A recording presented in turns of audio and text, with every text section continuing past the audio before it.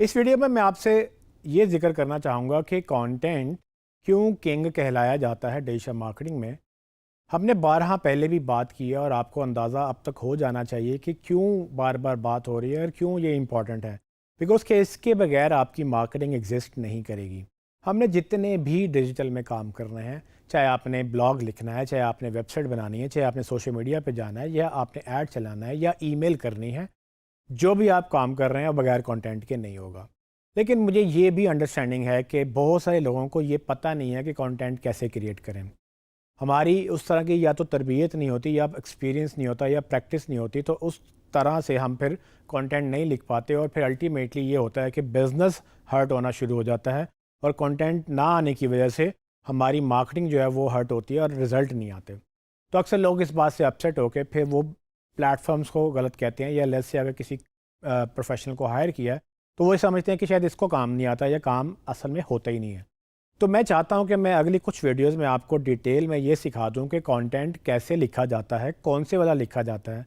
Of course मैं content writing आपको नहीं सिखाऊंगा, लेकिन कंटेंट क्रिएशन एक आर्ट है और ये सब सीख सकते हैं। अगर आपने कैरियर पे एज अ कैरियर इसको नहीं लेना, यानी कि आपने राइटर नहीं बनना, तो कोई मसला नहीं है। आप एज अ बिज़नेस ओनर इसको समझें ताकि आप अपने राइटर से लिखवाने के काबिल हो जाएं कि ठीक है भाई, मुझे आता तो नहीं है लेकिन ये ऐसे नहीं करना था, या ये ऐसे चाहिए मुझे। तो वो बात करने के आप काबिल तब हो जाएंगे जब आपको इतनी समझ आ जाएगी कि कंटेंट की डिटेल में किस किस तरह का कंटेंट हो सकता है। और मैं कोशिश करूँगा कि मैं एक बिज़नेस एग्जांपल के साथ आपको बताऊं कि लेट्स से एक ये बिज़नेस है और उसमें हम क्या क्या कर सकते हैं, उस बिज़नेस को कंटेंट कैसे क्रिएट होता है और वो बाद में इम्पैक्ट कैसे डालता है। तो ये सब चीज़ें आपको मैं अगले कुछ वीडियोज़ में बताऊँगा। आपको मैं दोबारा रिवाइज़ करवा दूँ कि कंटेंट जो है वो 4 तरह के होते हैं, जिसमें टेक्स्ट होता है, इमेजेस होते हैं, वीडियोज़ होते हैं और ऑडियोज़ होते हैं। अब हमने इन चारों फॉर्मेट्स को यूज़ करते हुए ऐसा कंटेंट क्रिएट करना है जो कि हमारे लोगों को पसंद आ जाए।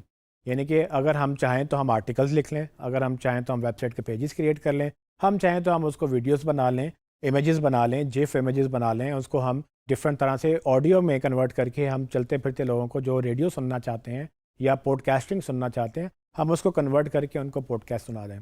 तो ये सब चीज़ें किस तरह से चलेंगी, ये जो स्ट्रैटेजी का पहला पार्ट था कंटेंट, उस स्ट्रैटेजी को अब हम डीप डाइव करेंगे और मैं आपको एक्सप्लेन करूँगा कि आपने इसमें क्या डिफरेंट सेगमेंट्स होते हैं और आपने कैसे लेके चलना है। अगली कुछ वीडियोस में आपको ये क्लैरिटी मिल जाएगी कि अच्छा, रिटन टेक्स्ट क्या होता है, वर्बल टेक्स्ट क्या होता है, यानी कि वीडियो टेक्स्ट क्या होता है। उसमें आप बोल के जो कर सकते हैं, मतलब जो लिखा है उसी को बोल भी सकते हैं। फिर उसके बाद आप उसी को वीडियो में कन्वर्ट करवा लें, उसी को आप ऑडियो में कन्वर्ट करवा लें, उसी के इमेजेस बनवा लें। आप उसकी one single tip, one image या एक आप पूरा इन्फोग्राफिक आपने बनाना है। तो डिफरेंट एंगल से मैं कोशिश करूँगा आपको समझाऊँ, ताकि आपको एक्सपोजर मिल जाए कि हाँ ठीक है, ये इस तरह के कंटेंट्स होते हैं, मेरे बिज़नेस के लिए ये रेलिवेंट है। और सोचना आपने है कि आपको क्या चाहिए, लेकिन आप अपने मार्केटिंग टीम को या अपने क्लाइंट को ये समझाने के काबिल हो जाएंगे कि भाई ये मुझे चाहिए या ये हमें चाहिए, ये हमने करना है और हम इस तरह से इसको अचीव करेंगे। जब आप ये कर लेंगे तो आपकी बाकी मार्केटिंग जो है ना वो आसान हो जाएगी। क्योंकि अगेन, अगर कंटेंट वाला पार्ट मिस हो गया तो वो आप वो जो कंटेंट इज किंग वाला है उस गेम को मिस कर देंगे, बिकॉज के वाकई ही कंटेंट के बगैर नहीं कुछ होता और इसीलिए इसको कंटेंट इज़ किंग कहा जाता है। और यही जो चीज़ है आगे चल के, मतलब इसी को हम कंटेंट मार्केटिंग भी कहते हैं। तो अगर आप इंटरनेट पे इसको पढ़ना भी शुरू करें, अगर आपको कहीं मार्केटिंग की मज़ीद भी लर्निंग होना शुरू हो, तो कंटेंट मार्केटिंग का जिक्र आपको बार बार आएगा। तो वो अब हम आपको क्लैरिफाई करेंगे किस तरह से कंटेंट क्रिएट होता है, किस तरह से यूटिलाइज होता है और कैसे आप अपने बिजनेस के लिए उसको यूज़ कर सकते हैं।